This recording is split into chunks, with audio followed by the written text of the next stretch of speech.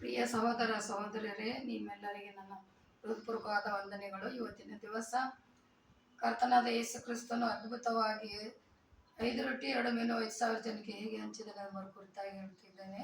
ಅಕ್ಷರಟ್ಟು ಕೇಳಿ ಸಹೋದರರೇ. ಲೋಕ 9:10 17 ವಚನದವರೆಗೆ ಇರುತ್ತೆ.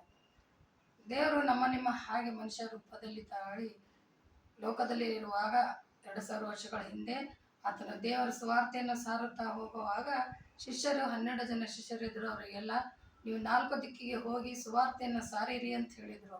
ಹೇಳಿದಂಥ ಸಮಯದಲ್ಲಿ ಹೋಗುವಾಗ ಅವರ ಕೈಯಲ್ಲಿ ಆಹಾರದ ಬುತ್ತಿ ಇರಬಾರ್ದು, ಕೋಲಿರಬಾರ್ದು, ಹಾಗೂ 2 ಅಂಗಿ ಇರಬಾರ್ದು, ಹಣ ಇರ್ಬೋದು, ಏನಿಲ್ಲ, ಬರೀ ಖಾಲಿ ಕೈಯಲ್ಲಿ ಹೋಗ್ರಿ ಅಂತೇಳಿ ಅಪ್ಪಣೆ ಕೊಟ್ಟಿದ್ರು. ಹಾಗೆ ಎಲ್ಲ ರೋಗಿಗಳಿಗೆ ಮುಟ್ಟಿ ಸ್ವಸ್ಥೆ ಮಾಡುವ ಅಧಿಕಾರ ಕೂಡ ಕೊಟ್ಟಿದ್ರು.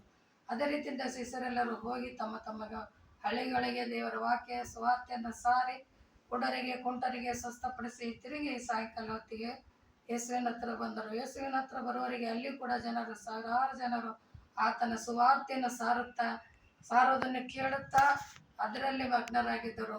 ಹಾಗೆ ಸಾಯಂಕಾಲ ಆಗಿದ್ದವ್ರಿಗೆ ಗೊತ್ತೇ ಆಗಿಲ್ಲ. ಸಾಯಂಕಾಲ ಆದ ಕೂಡಲೇ ಕರ್ತನಾದ ಯೇಸು ಕ್ರಿಸ್ತನು ಹೇಳ್ತಾನೆ, ಬಂದ ಜನರೆಲ್ಲ ತುಂಬ ಬಳಲಿ ಹೋಗಿದ್ದಾರೆ, ಏನು ಮಾಡಬೇಕು, ಇವಾಗ ಊಟ ಕೊಡಬೇಕು ಅವರಿಗೆ ಅಂತ ಕೇಳಿದಾಗ ಶಿಷ್ಯರೆಲ್ಲರೂ ಹೇಳ್ತಾರೆ, ಅಯ್ಯೋ ಸ್ವಾಮಿ, ಹಳ್ಳಿ ಪಳ್ಳಿಗಳಿಗೆ ಹೋಗಲ್ಲ, ಅಪ್ಪಣೆ ಮಾಡಿರಿ, ಹೋಗಿ ಊಟ ಮಾಡಿಕೊಂಡು ಬರಲಿ ಅಂತ ಹೇಳ್ತಾರೆ. ಹಾಗಲ್ಲ, ನಾವೇ ಅವರಿಗೆ ಊಟ ಕೊಡಬೇಕಂದಾಗ ನಮ್ಮ ಹತ್ರ ಬರೀ 5 ರೊಟ್ಟಿ 2 ಮೀನು ಇದೆ ಅಯ್ಯ, ಇದಕ್ಕೆ ಹೆಚ್ಚು ಇಲ್ಲ ಅಂತ ಹೇಳ್ತಾರೆ. ಸರಿ, ಹಾಗಿದ್ರೆ 50 ಜನರಾಗಿ ಲೈನಿಗೆ ಅವರಿಗೆ ಸಾಲಾಗಿ ಕುಳ್ಳಿರಿಸಿರಿ ಅಂಥೇಳಿ 5 ರೊಟ್ಟಿ 2 ಮೀನನ್ನು ತೆಗೆದುಕೊಂಡು ಆಕಾಶದ ಕಡೆಗೆ ಕೈ ಎತ್ತಿ ತಂದೆ ಮಗ ಪರಿಶುದ್ಧಾತ್ಮನ ಹೆಸರಿನಲ್ಲಿ ಪ್ರಾರ್ಥನೆ ಮಾಡ್ತಾರೆ. ಮಾಡಿ ನಂತರ ಎಲ್ಲ ರೊಟ್ಟಿ ತುಂಡುಗಳನ್ನು ಮುರಿದು ಅವರು ಬುಟ್ಟಿಯಲ್ಲಿ ಕೊಟ್ಟಾಗ ಎಲ್ಲರೂ 5,000 ಜನರು ಬರೀ ಗಂಡಸರೇ, ಹೆಣ್ಣು ಮಕ್ಕಳು ಬಿಟ್ಟು ಅಷ್ಟು ಜನರೆಲ್ಲ ಉಂಡು ತೃಪ್ತರಾಗಿ ತಿರುಗಿ 12 ಪುಟ್ಟಿ ರೊಟ್ಟಿಗಳು 12 ಪುಟ್ಟಿ ಮೀನು ತುಂಡುಗಳು ಹೆಚ್ಚಾದವು. ಕರ್ತನ ಪ್ರೀತಿ ಇಷ್ಟು ಅಪಾರವಾಗಿದೆ ಅಂತೇಳಿ ತಿಳ್ಕೊಳ್ರಿ.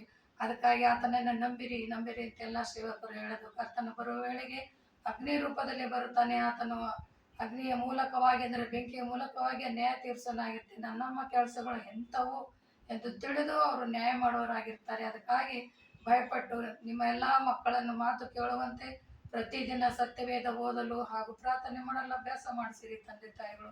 ಆವಾಗ ನಿಮ್ಮ ಮಾತುಗಳು ಕೇಳಿ ನಿಮಗೆ ಮರ್ಯಾದೆ ಕೊಡಬಹುದು ಅಂತೇಳಿ ದೇವರ ವಾಕ್ಯ ಹೇಳ್ತದೆ. ಅದರಂತೆ ತಂದೆ ತಾಯಿ ಮಾತುಗಳನ್ನು ಸನ್ಮಾನಿಸಿದರೆ ಭೂಮಿ ಮೇಲೆ ಬಹಳ ವರ್ಷ ಬದುಕುವಿರಿ ಅಂತೇಳಿ ಮಕ್ಕಳಿಗೂ ಕೂಡ ಹೇಳಿ ಅವರಿಗೆ ತಿಳುವಳಿಕೆಯನ್ನು ಕೊಟ್ಟು ಪ್ರತಿದಿನ ಬೆಳಿಗ್ಗೆ ಸಂಜೆ ಆ ಥರ ಅವರನ್ನು ಪ್ರಾರ್ಥನೆ ಮಾಡಲು ತಂದೆ ತಾಯಿಗಳು ಸಿದ್ಧಪಡಿಸಿರಿ.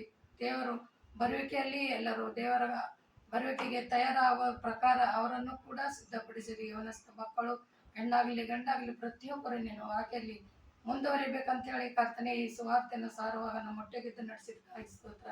ಪ್ರಾರ್ಥನೆ ಮಾಡೋಣ. ಪ್ರೀತಿಯಲ್ಲಿ ಆಶೀರ್ವಾದ ತಂದೆ, ನಿನ್ನ ನಾಮಕ್ಕೆ ಕೋಟಿ ಕೋಟಿ ಸ್ತೋತ್ರಪ್ಪ. ಎಲ್ಲ ತಂದೆ ತಾಯಿಗಳು ತನ್ನ ಮಕ್ಕಳನ್ನು ನಿನ್ನ ವಾಕ್ಯದಲ್ಲಿ ಪರಾಮರ್ಶೆ ನಡೆಸುವಂತೆ ಕೃಪೆ ಮಾಡು. ಹಾಗೂ ಪ್ರತಿದಿನ ಪ್ರಾರ್ಥನೆ ಹಾಗೂ ದೇವರ ವಾಕ್ಯವನ್ನು ಓದೋದ್ರ ಮೂಲಕ ಅವರಿಗೆ ನಿನ್ನ ಭಯವು ಹಾಗೂ ತಂದೆ ತಾಯಿ ಭಯ ಭಕ್ತಿಯಲ್ಲಿ ಬೆಳೆಯುವಂತೆ ನಿನ್ನ ಆಶ್ವಾಸ ಕರ್ತನೆ. ಈ ವಾಕ್ಯದ ಮೂಲಕವಾಗಿ ಅವರು ತಿಳ್ಕೊಂಡು ನಡ್ಕೊಳ್ಳುವಂತೆ ನಿನ್ನ ಆಶೀರ್ವಾದ ನೀಡಿರಲು ಯೇಸುವಿನ ನಾಮದಲ್ಲಿ ಬೇಡಿ ಹೊಂದಿದ್ದೇನೆ ರಕ್ಷಕ. ಆಮೇಲೆ